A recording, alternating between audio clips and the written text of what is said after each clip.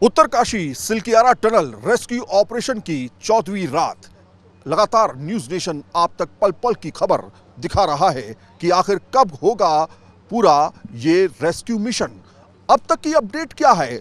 दरअसल 12 तारीख की सुबह सुबह एक जो टनल है जिसका नाम सिलकियारा है, इसमें अचानक कुछ होता है गड़बड़ी और भरभरा के तमाम जो अंदर का मलबा है वो एक जगह गिर जाता है और करीब ये मलबा 53 मीटर में फैल जाता है। उस 11 तारीख की रात को जब शिफ्ट चेंज होती है तो बाकायदा 41 मजदूर अंदर जाते हैं रात में 8 बजे और अपनी ड्यूटी करने लगते हैं। उनको जरा भी अंदाजा नहीं होता कि आगे क्या होने वाला है। यही वो टनल है जो बीते 14 दिन से या 14 रात से इसी तरीके से सुर्खियों में बनी हुई है, क्योंकि इसके अंदर 41 जिंदगियां अभी भी मौजूद हैं जिनको निकालने के लिए बड़ी जद्दोजहद चल रही है। आखिर क्या क्या हुआ है अब तक? दरअसल कई तरह के प्लान बनाए गए हैं। सबसे पहला और सटीक प्लान जो है वो है हॉरिजॉन्टल ड्रिलिंग, जिसके जरिए एक 900 mm 800 mm का पाइप डाल करके उनको निकालने का प्लान था। लेकिन ये प्लान करीब 3 बार फेल हुआ है और 3 बार जब लगभग वो पाइप पहुंचने वाला होता है तब खबर ये आती है कि पाइप पहुंच नहीं पाया है अंदर, क्योंकि ड्रिलिंग जो है वो फेल हो गई है। जो auger machine, American auger machine जो मंगाई गई, वो लगातार ड्रिलिंग का काम तो कर रही है, लेकिन अंदर बहुत सारे ऑब्स्टिकल या कहें बहुत सारे अवरोधक जो हैं वो मिल जाते हैं, जिसमें आयरन रॉड से लेकर के तमाम ऐसे जाल जो कि मोटे मोटे लोहे से बने हैं वो रास्ते में मिल जाते हैं। इस वजह से ऑगर मशीन के ब्लेड को भयंकर नुकसान पहुंचता है। फिर उसको बाहर निकाला जाता है, फिर उसके ब्लेड को चेंज करके अंदर डाला जाता है। ऐसा करीब 3 बार हो चुका है। यही वजह है कि ये प्लान अभी तक पूरा नहीं हो पाया। अब आप सोचेंगे कि जब एक प्लान है तो दूसरे प्लान पर काम क्यों नहीं किया गया? दरअसल ये सबसे सुरक्षित और सटीक प्लान माना जाता है अभी तक माना गया कि ये जो ऑगर मशीन से पाइप को इंसर्ट करने का प्लान है और ड्रिलिंग करने का प्लान है, ये अब तक का सबसे सटीक प्लान माना गया। यही वजह थी कि सबसे ज़्यादा फोकस इसके ऊपर था। दूसरा प्लान क्या था?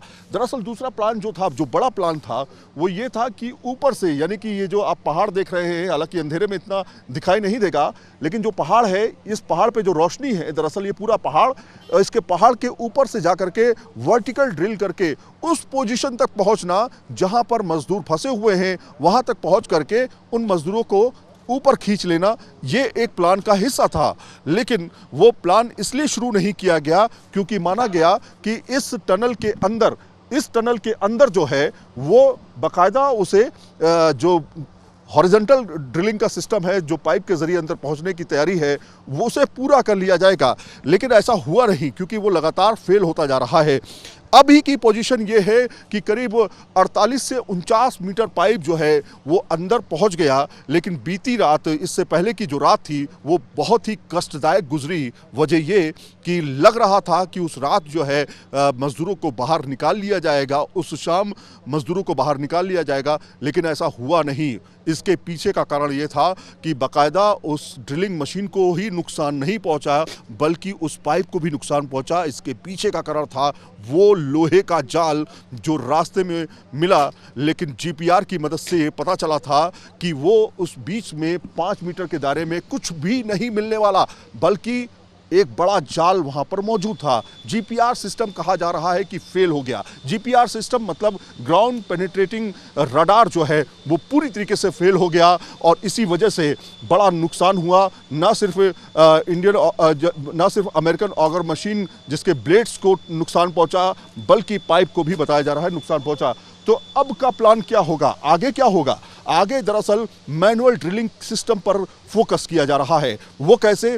वो ऐसे कि मैनुअल ड्रिलिंग का सिस्टम ये होगा कि एक व्यक्ति बाकायदा ऑक्सीजन मास्क पहन करके, ऑक्सीजन के पूरे इक्विपमेंट ले करके अंदर जाएगा। 1 घंटे तक वो ऑक्सीजन काम करेगी और उसी दौरान उसे पाइप के अंदर जा करके, यानी 49 मीटर के अंदर जा करके बाकायदा मैनुअल ड्रिलिंग करनी पड़ेगी।